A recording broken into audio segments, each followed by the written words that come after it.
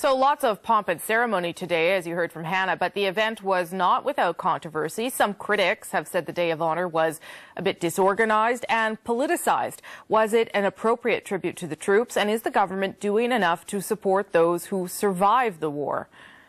Joining me now, the Parliamentary Secretary to the Minister of International Trade, Erin O'Toole, NDP Defence Critic Jack Harris, and Liberal Defence Critic Joyce Murray. And all of you, of course, were on the Hill today. So interested in getting your perspective on how the day actually unfolded, because there was a little bit of criticism as to how it was organized and who was going to be there and stuff in the days leading up to it. I'll start with you, Erin O'Toole. What was your take on it?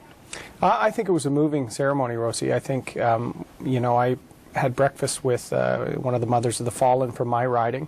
And the day started off with a lot of personal touches for families. They got to meet each other. Some of them knew each other well. And then it culminated in the ceremony and the parade on the Hill. I thought the soldier on baton with the last flag from Afghanistan was a particularly compelling story. They traveled from Trenton to Ottawa, and as an ex-Air Force guy, I was happy when all the aircraft flew over pretty much on time, and I think it was a good way to mark a very important mission for the Canadian Forces. 12 years, 40,000 Canadians, the longest sustained combat mission Canada's ever served.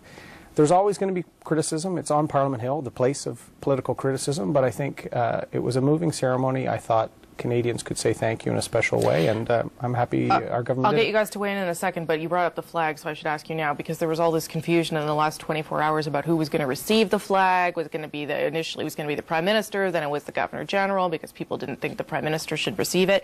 Why was there all this confusion organizing it? Is it because we hadn't done it before, or because it wasn't well thought out? What was the...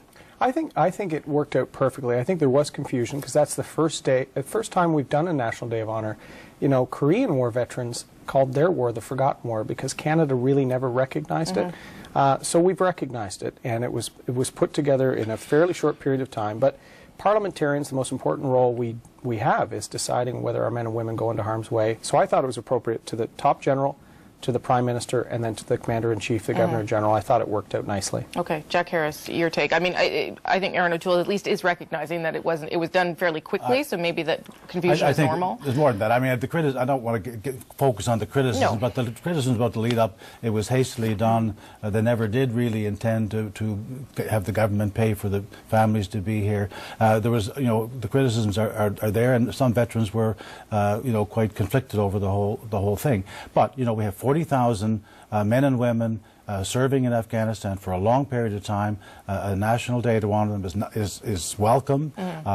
The part that I found most moving this morning, it was not public, but it was in the Senate where the memorial service was held. The families were there. It was extremely moving, very dignified, very solemn, and I think it was an emotional experience for anyone who was there. Obviously, and maybe made better because it wasn't public. Frankly, it was mostly obviously for the families that were there, but to be a part of that, I think was I felt good about it. I met some families from my home province who were there and felt that was useful too. And so, in a sense, that was the memorial part of it. So you didn't get as much attention to that outside. And I thought it was a good recognition for what the contribution that people had made.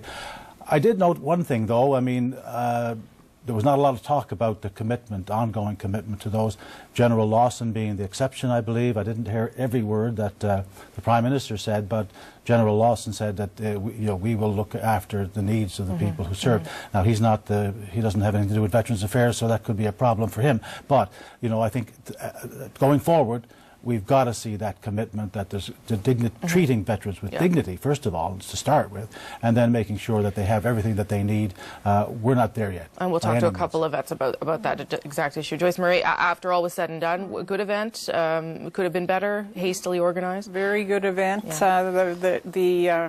Very emotional, I think, for many people. I think the rough patches in the organizing and leading up to it that upset members of the Legion and some of the families. families. That's behind us. It was very well presented as a day. The Governor General talked about the human cost of that very difficult war to Canadians, to the Afghanis, and to our allies.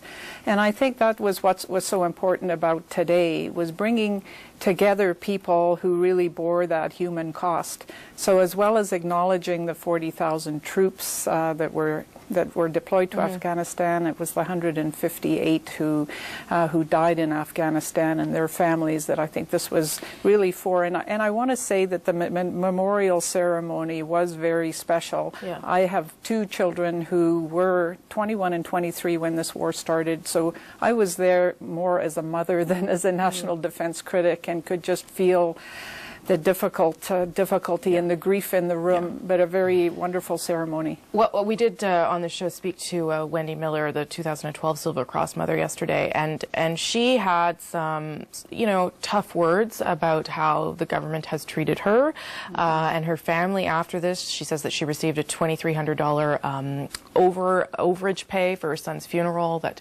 the fellows, his colleagues, ended up paying. But she was quite emotional, and she was fairly tough. So I want to get Erin O'Toole to respond to Wendy. Take a listen. And we're not asking for cash or money. I just want the respect. You've got him. His name's up there. Fine. But don't disrespect his mother. He loved me so much. And you would think, Evan, that this is a unique situation. It's not. Oh, no. The mothers Facebook and they network every day. Because we're told not to speak to each other. And it's almost as if it's an underground, society. Yeah. That you don't hear any of these stories in the news, but these horror stories are there.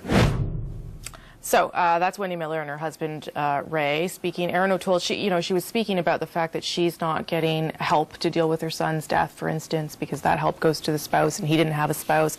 And his comments that there's some sort of underground society of people not publicly speaking about how difficult this was. What is your reaction to the fact that she hasn't been offered any counseling, or she doesn't feel she's being respected? Well, listen, we've tried as a government to work with the families, with National Defense, with Veterans Affairs, but also with groups of veterans organizations. I'm wearing the pin of Treble Victor, one of them that reaches out. There's programs called Send Up the Count, where military veterans look after one another, make sure that none of them are struggling. The True Patriot Love Foundation, which I was involved with starting, helps families. And we're trying as a government to also have those groups as our eyes and ears. So we actually want mothers engaged on social media together. I sat with a mother this morning, and this is maybe an area we need to look at is, here we had families today. In some cases, a soldier, their closest family would be their spouse and children. Yeah. In some cases, it's a parent. We tried to include 5 or more family members to come here, because in some cases the veteran's family split and mom is here, dad is there. We should look after the family. They serve alongside their loved one. And I just learned about Ms. Miller yesterday and on my way in here.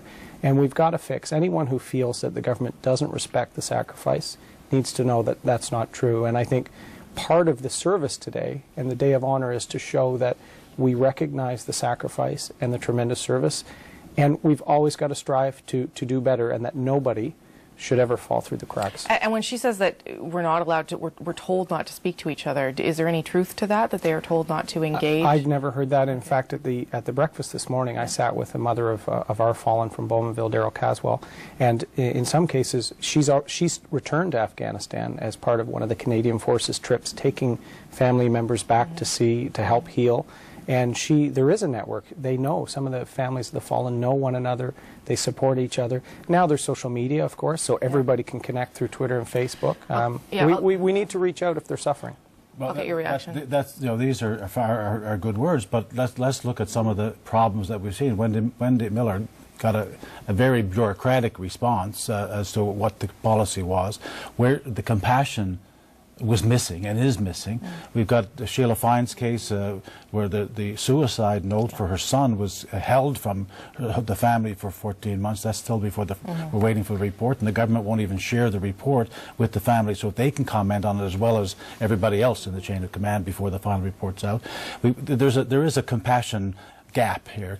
So there needs to be a compassionate network, and these are good words. I hope that these are policy. They're not policy. They're nice words.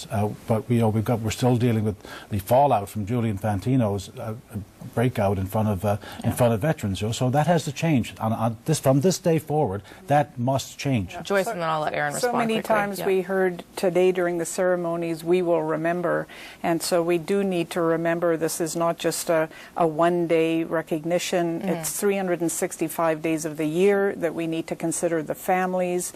We need to have that kind of support and compassion, and the services that Jack and I have been raising the absence of available psychologists and psychiatrists and counseling and support for the families. That does need to change. Is that something that could change, that the counseling be offered to other family members? Will you recommend that to the minister? Where is your head at on that? Look, Rosie, as a veteran and as an MP, and I think my colleagues know, all of us hate to see any situation where a letter is sent, something like that, without compassion, because that's a mistake, and the minister recognized those incidences in the House. Just this week, Romeo Dallaire and I held an event on mental health, and in fact, one of the areas that some of the groups like Wounded Warriors and True Patriot Love are working on is bringing the spouse into the discussions on mental injuries, because when someone comes home with that, their spouse and family will often suffer. So we're looking at ways we can extend some of the treatment and therapy we give to our veterans to their family members. Yeah. The issue will be there will always be more need than we can address, but we've got to strive to meet it. The problem is, though, we were in our defence committee was in Petawawa last December, and I've talked to a couple. The spouse was saying, I waited 5 years or 4 years to get counselling for me so I could figure out what this PTSD was all about, what was going on with my husband. So we're very, very late in the game trying to put those supports in place. Well, listen, I know that there's still a lot to talk about, but I'm glad that you came in today to mark this special day. Thank you all. It was a special day. Thanks. Thank you.